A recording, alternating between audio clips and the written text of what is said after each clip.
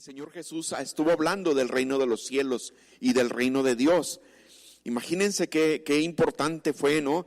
Y para mí fue tan trascendental ver cómo en Hechos 1:3 el Señor, aún después de que había sido crucificado y, como sabemos, fue retirado de la cruz, fue sepultado, pero dejó la cruz vacía. El Señor resucitó. Y dice la palabra del Señor en Hechos 1:3 que mientras el Señor se estuvo apareciendo durante 40 días a sus discípulos en diversas formas, en diversas ocasiones, y a diversos discípulos les estuvo hablando del reino de los cielos. O sea, para mí fue muy impactante ver en esta palabra cómo es un tema tan importantísimo, y gracias a Dios hubo el privilegio y la oportunidad de compartir esa importancia, ¿verdad?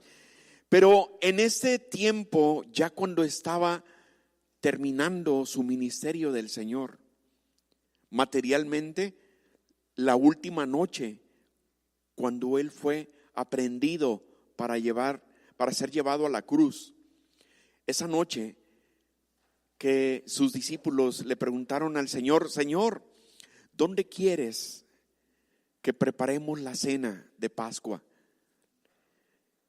La cena de los panes sin levadura, se le llama también en la palabra del Señor. Y es una cena tan importantísima para el pueblo hebreo que esta cena, que ellos le llaman en su idioma original el Pesaj. El Pesaj significa la fiesta de la liberación, la fiesta de la libertad, en la cual ellos recuerdan el momento en que fueron libertados de la esclavitud cuando estaban en Egipto. Fueron libertados, y entonces recuerdan, hasta los que practican el judaísmo hasta en estos días practican la cena de Pascua llamándole el Pesaj, donde preparan y comparten el pan sin levadura, que es el matzot, se le llama en el idioma de ellos. Y por medio de esta cena ellos recuerdan esa conmemoración de la liberación del pueblo de la esclavitud en Egipto. Esta cena que ellos todavía celebran es la cena que sirvió de ilustración para que el apóstol Pablo nos diera la instrucción a nosotros, así como el Señor mismo dio la instrucción a sus discípulos en esa misma noche que iba a ser entregado, y que les dijo: tomad este pan, tomad esta copa, y la muerte del Señor anunciáis hasta que venga nuevamente con vosotros en mi reino. Y este mandamiento, esta ordenanza que nos dio el Señor, gracias a Dios, en nuestra iglesia la practicamos todas las veces que sea necesario, y nos gozamos en verdad. Nos gozamos recordando primeramente el gran sacrificio que hizo el Señor por nosotros, pero recordamos también el nuevo pacto. En esa noche precisamente fue cuando el Señor les habló de este nuevo pacto. Por eso el nuevo pacto no es tan mencionado como el reino de los cielos, porque el Señor lo reveló a sus discípulos hasta la última noche. ¿Están conmigo, mis hermanos? O sea, Él durante los 3 años que estuvo tratando su ministerio, durante todos esos 3 años no habló del nuevo pacto, habló del reino de los cielos, pero hasta la última noche Él les habló del nuevo pacto en su sangre. Y qué importantísimo es ese tema para nosotros, mis hermanos, y es lo que quiero que por favor me pongan atención para dar seguimiento a esto. ¿Qué significa? Porque nosotros, cuando celebramos la cena, estamos viendo estos dos actos, y de hecho en esta cena que les comentaba del pueblo hebreo, el Pesaj, ellos, los ingredientes principales que comparten en esta cena es el pan sin levadura, que es la galleta que nosotros compartimos entre todos, y es el vino que se comparten entre ellos. De hecho, ellos, una sola copa es la que sirven y la van pasando entre todos los familiares o los que participan de esta cena. Estos dos elementos se convierten en la parte central de este ceremonial. El Seder, le llaman el ceremonial de la noche de Pascua. Y esa noche no fue diferente. El Señor llevó a cabo, conforme a la tradición hebrea, esta cena de Pascua. Pero les habló de este dato revelador, de esta información reveladora, hasta entonces que no había sido enseñada ni predicada por el Señor. Esta copa representa mi sangre, que es derramada por vosotros. Esta copa que dice el Señor es el nuevo pacto en mi sangre. Entonces, este nuevo pacto es el que quisiera que le pongamos particular atención en esta tarde, en esta noche, mis hermanos, porque de eso se trata precisamente. ¿Y por qué lo digo? En primer lugar, porque ya había sido predicado cientos de años antes de esa última cena, cuando el profeta Jeremías había anunciado al pueblo de Israel que iba a ser dado un nuevo pacto, no como el pacto antiguo que había sido quebrantado por el pueblo de Israel, decía el Señor, decía Jeremías, el Señor a través del profeta Jeremías decía, porque el pacto ustedes lo quebrantaron, decía. Y ahora son los días en que viene un nuevo pacto. Estaba hablando de un hecho futuro. Pero en este caso y en esa noche el Señor estaba revelando esta copa representa el pacto en mi sangre, el nuevo pacto. Un pacto nuevo que iba a ser establecido y precisamente inició con el día y la tarde del Pentecostés, precisamente. Hoy que en nuestra iglesia estamos celebrando el aniversario de un Pentecostés donde vino el Espíritu Santo sobre los discípulos y nació la iglesia del Señor, la iglesia del Señor Jesucristo. En ese hecho, en ese acto y en ese momento es cuando se empezó, podríamos decir, hubo una inauguración del nuevo pacto, porque a partir de entonces los hermanos en la iglesia se reunían para tomar la cena del Señor, como lo hacemos hasta el día de hoy, conforme a su ordenanza, ¿sí? Este nuevo pacto, entonces, representa lo siguiente, mis hermanos.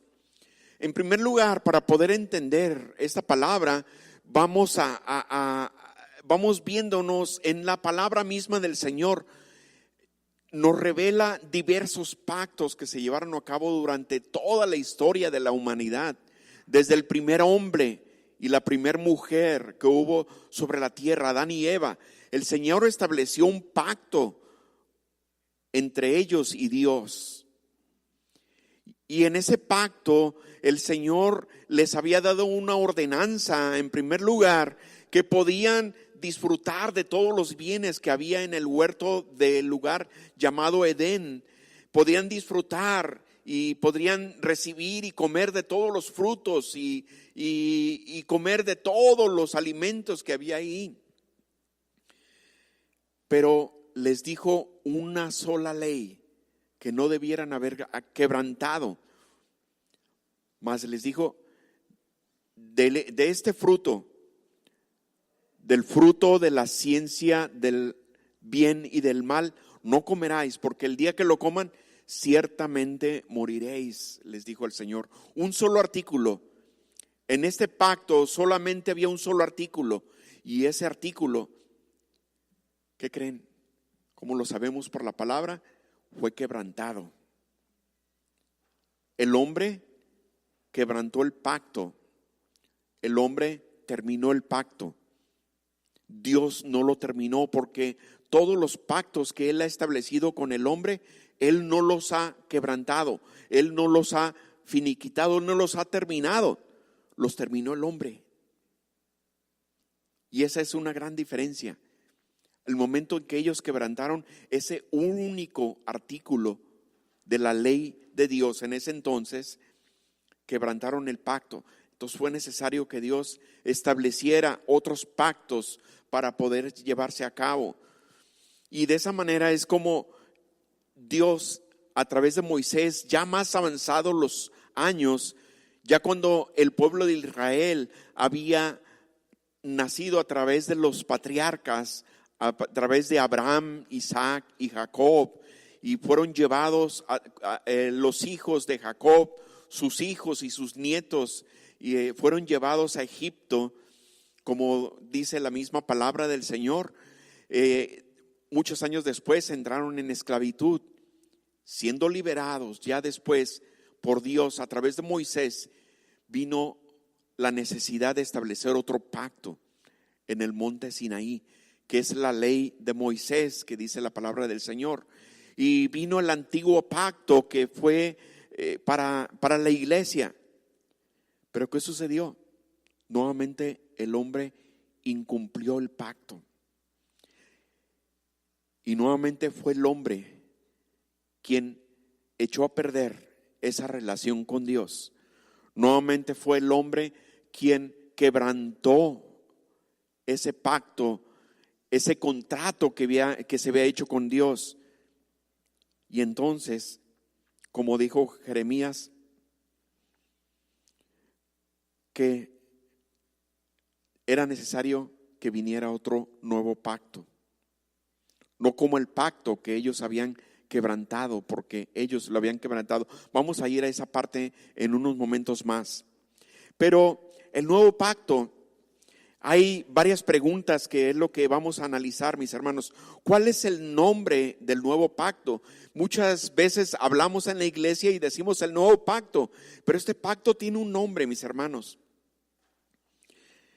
La palabra del Señor revela su nombre en diversos pasajes, en Mateo 26, 28. También lo dice el nombre del pacto en Marcos 14, 24. También en Lucas 22, 20. Y en Primera de Corintios 11, 25 particularmente dice: asimismo tomó también la copa después de haber cenado, diciendo: esta copa es el nuevo pacto en mi sangre. Haced esto todas las veces que la bebieres en memoria de mí. Entonces, este nuevo pacto tiene un nombre, que es el nuevo pacto en la sangre del Señor, en la sangre del Señor Jesucristo, o el nuevo pacto en la sangre del Cordero de Dios. ¿Están conmigo, mis hermanos? Este nuevo pacto tiene un nombre y para ser más específicos tenemos que ir a la palabra de Dios y llamarle por su nombre al pacto, el pacto en la sangre del Cordero de Dios que quita el pecado del mundo. Pero ¿dónde y cómo fue firmado el pacto? ¿Cómo y dónde fue establecido el pacto? Debió haber sucedido algo importante. Antes la palabra de Dios tenía veladas tantas cosas y fue descubriéndose al paso del tiempo, y a través del Nuevo Testamento tenemos ya toda la palabra revelada completamente. No hay más palabra que tenga que añadir el Señor. Nada más, lo único que tenemos que hacer nosotros es escudriñar, analizar, estudiar y rogar al mismo autor de la palabra, que es el Espíritu Santo de Dios. Rogarle que nos revele, que nos diga qué es lo que ese tesoro escondido que está ahí, y que Él nos dé su palabra y nos dé su revelación.